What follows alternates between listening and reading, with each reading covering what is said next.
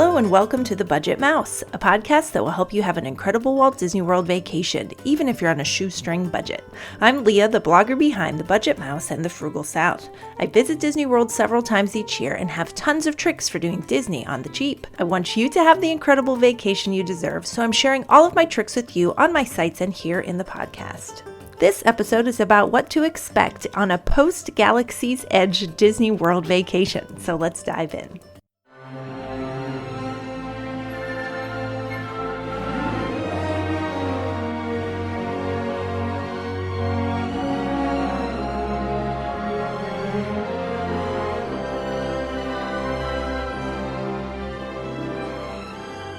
Hello again, everyone, and welcome to episode 35. You may have heard about this little thing called Star Wars Galaxy's Edge that's coming to Walt Disney World later this year.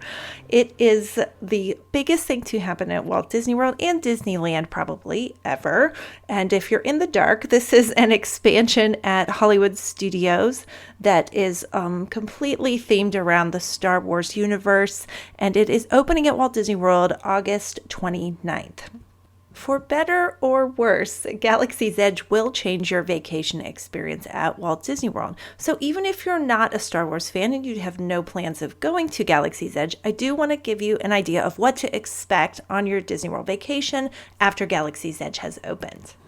So here's what you need to know. Number one, there will be long waits just to see Galaxy's Edge. So I'm sure many people think that they may be able to just kind of amble into the new land and just check it out, even if they don't want to ride any of the attractions or eat any of the food. Well, this likely won't be the case for quite a long time after Galaxy's Edge opens. As soon as the opening date was announced, Disney threw a warning up on its website that went something like this: capacity at Galaxy's Edge is limited and you may not be able to get in. So I just purchased a ticket yesterday for our trip next week. We're going to go to Magic Kingdom for a day, and it's almost like you have to sign a waiver that says, I know that I may not be able to get into Star Wars Land. So clearly they're expecting tremendous response, and they are going to limit how many people can be in the land at once. So there may be quite a long wait just to set foot in Star Wars Land. So that's something to know if you're planning a trip for the end of this year or early next year, that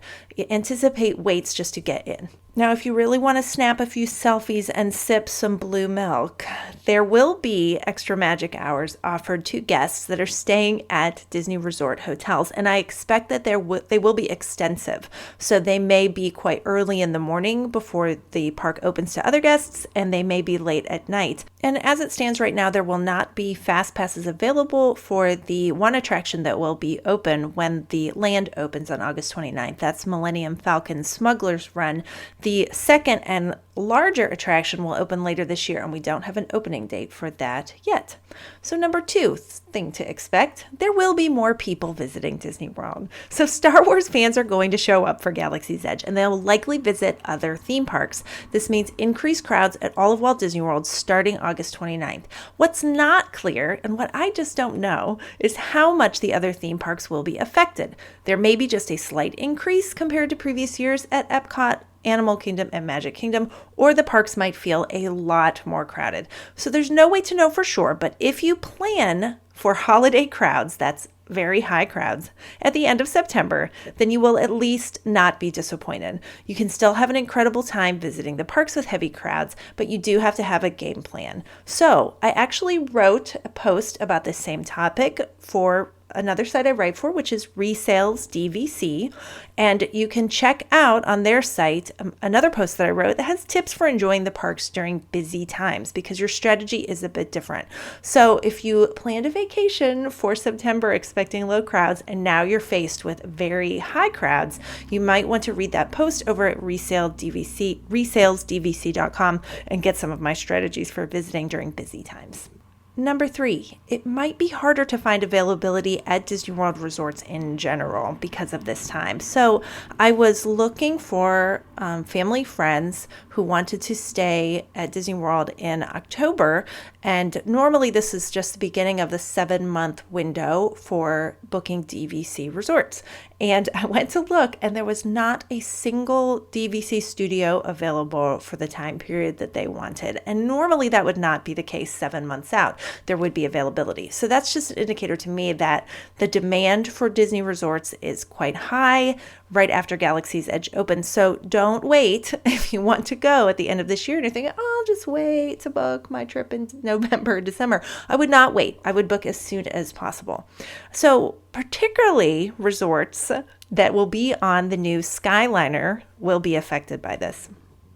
So the fourth thing you need to be prepared for is that availability and prices at these Skyliner resorts will be affected by Galaxy's Edge. So Disney's been hard at work on its new transportation system. It's called the Disney Skyliner, and it's a gondola system that will connect Hollywood Studios and Epcot with 4 resorts: Art of Animation, Pop Century, Caribbean Beach, and the new Riviera, which is a DVC resort that will open in December. In the past, Pop Century and Caribbean Beach were some of the easiest resorts to find availability because they're so large. But those resorts are now going to be kind of a primo place to stay because the Skyliner will have stops there.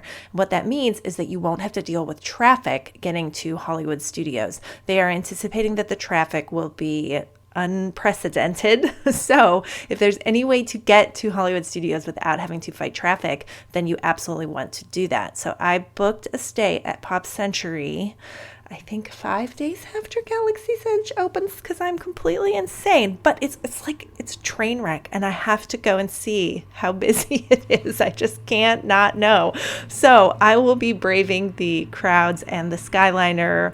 I will go to Hollywood Studios and check it out for you right after Galaxy's Edge opens. So I expect that Disney will start charging a premium for staying at these resorts, much like they charge a premium for staying at monorail resorts, because the convenience of getting to Hollywood Studios and Epcot from these will allow them to charge a little bit more for that. So the Skyliner is reportedly able to transport up to 5,000 guests per hour in one direction, which far exceeds bus capacity. So I don't know if that will be true. That just seems like a lot to me. I did some quick math and I was like, they really have people crammed into these little gondolas, but I don't know how long it will take to load them and if that's going to slow the process down. But don't expect to get kind of a last minute reservation at the Skyliner resorts and expect that the prices will increase after it has opened. And we don't have a date for the Skyliner opening yet, but I would say summer. Definitely, because they have been running tests on them now. I'm recording this in the beginning of April,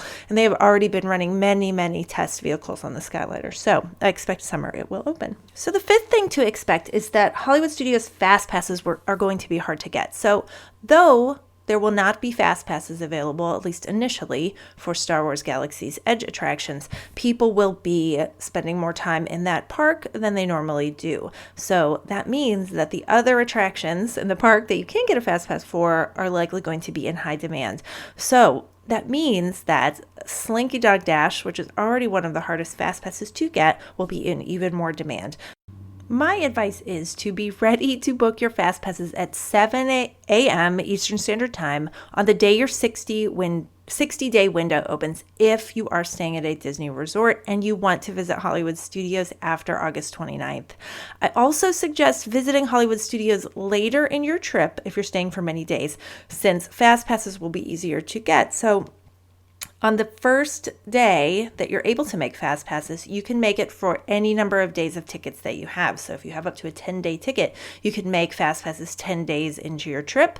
So fewer people will stay for that length of time. So it's very easy to get Fast Passes at the end of that time, however long you're staying. So I'd plan a visit to Hollywood Studios at the end of your trip if that's at all possible. So the sixth thing I think you should expect is that the quote-unquote secret back entrance to Epcot will not be secret anymore. So that is where the Skyliner, when it opens, will deposit guests to enter Epcot. It will not be at the front gate. It will be at the secret back gate. Now, this is between the France and UK pavilions.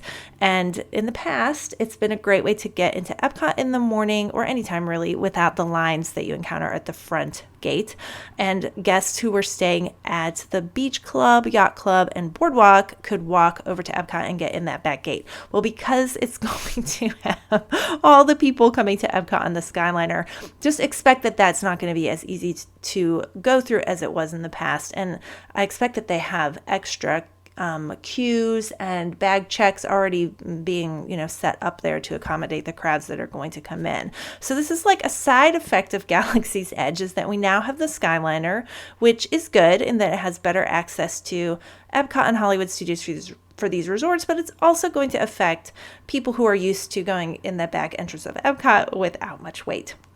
So I know this has all seemed negative up to this point, but it's going to be really great at Star Wars Land. So I know the crowds and increased demand for Disney resorts are a bummer, but the immersive experience at Galaxy's Edge will be truly incredible. And even if you're not a Star Wars fan. So I listen to many Disney podcasts, and one is WDW Radio that Lou Mangello does. And I have been listening to this podcast for almost 10 years, and he's had it for longer than that. But he had a few guests on, and they did 2-hour-plus long episodes talking about everything we know about Galaxy's Edge right now. And wow, I did not know until I listened to that show. I encourage you to go listen to it if you're planning a visit, if you're a Star Wars fan. But just the level of detail and immersion and storytelling at Galaxy's Edge is like nothing we've ever seen at Disney World or any theme park in the world. So I feel like Walt Disney would be proud of the fact that Imagineers are really... Their goal is to make you feel like you are part of the Star Wars universe when you are there. You are part of the story there in a way that guests never have been before. And technology is allowing some of that to be the case because of magic bands and the ability to, have information that cast members will know about you. So I've heard that your performance, I guess you could call it, on the Smuggler's Run attraction will impact how cast members react to you in the land later on in your day. So they may comment on what you did in the attraction, and it's just an unprecedented amount of interactivity and storytelling there. And I'm very excited. I'm actually surprised at how excited I am to go experience Galaxy's Edge. So I've seen the movies, but I am by no means a Star Wars fan. I haven't even seen the latest installment. I'm going to see it before I go, but I'm really looking forward to this new level of Disney storytelling. So I would love to know what you think about the new land, and I hope this wasn't a bummer of a podcast episode. I just think it's good to be prepared if you're visiting Disney World in the post-Galaxy's Edge world, because normally people will have a bad time when their experience doesn't match their expectations. So if you know what to expect going in terms of price, in terms of crowds and difficulty in getting around and everything, then I think you're set up to have a better experience there. I know from questions in the Budget Mouse Facebook group that there are many folks planning a vacation to Disney World in September. Many took advantage of the free dining offer that was released early this year to go in September. And so if you are one of those people and you're a little nervous about what to expect, I really encourage you to join our free private Facebook group. Just search for the Budget Mouse, ask to join, and I will add you. And you can ask all kinds of questions and hear from other people who maybe are even going a little before you, what it was like. And I'll be sharing lots of information as I am there and can tell you kind of what to expect in terms of crowds at the other theme parks and what have you. So you can always find me on my blogs. I'm at thebudgetmouse.com and thefrugalsouth.com. You can leave me a comment there if you ever have a question. You can email me directly, Leah, Leah, at thebudgetmouse.com. You can find me on Facebook or on Instagram. I'm at thebudgetmouse. And last, you can get access to special content and my best tips and tricks that I'm just not comfortable sharing publicly by becoming a patron of this show at Patreon. That's patreon.com/thebudgetmouse. I will be trying to post frequently on Instagram and Facebook as I am at Disney World next week. I am going to check out the renovations and new dining at Caribbean Beach Resort. I've been working on a series of posts on the Budget Mouse that are the best and worst quick service dining locations in all 4 theme parks. And so I'm ranking each of the dining locations and giving you details about each one. So I will be going to Magic Kingdom for a day to complete that post on the best and worst quick service dining at Magic Kingdom. I'm also trying out a character meal that I have not yet done, and that is at Trattoria El Forno at the Boardwalk, and it's with a Flynn Rider, who I'm very excited to meet, and Rapunzel, Ariel, and Prince Eric. So look for updates on that soon. So thank you so much for listening, everyone, and I hope you have a magical day.